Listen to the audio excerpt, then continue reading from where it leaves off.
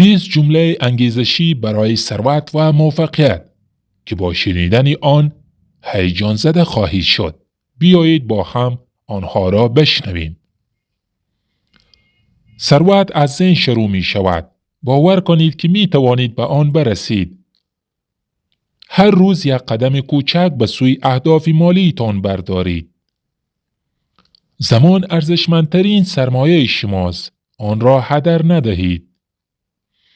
برای ثروت آفرینی جرأت شکست خوردن را داشته باشید. فرصتها همیشه در اطراف شما هستند. فقط باید آنها را ببینید.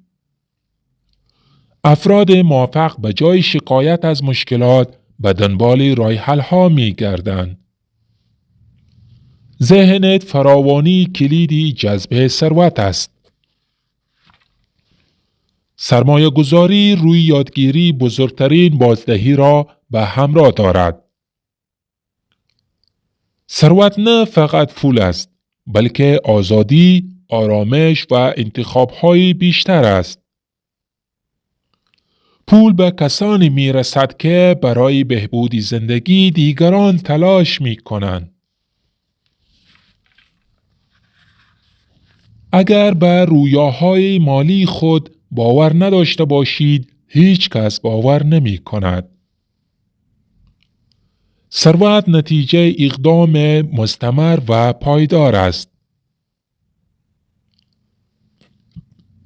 هرچه بیشتر ببخشید، بیشتر دریافت می کنید.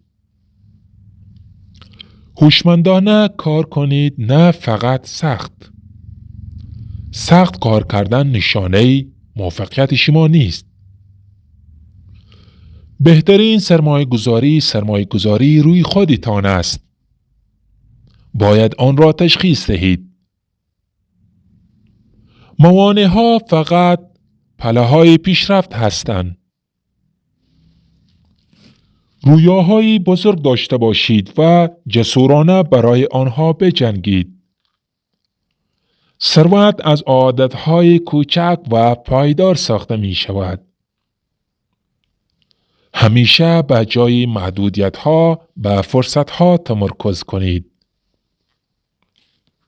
موفقیت مالی زمانی اتفاق می افتد که به ترس‌های خود غلبه کنید و اقدام کنید. ممنون جان سپاس از توجهتان. ما را فراموش نکنید و به یاد ما باشید.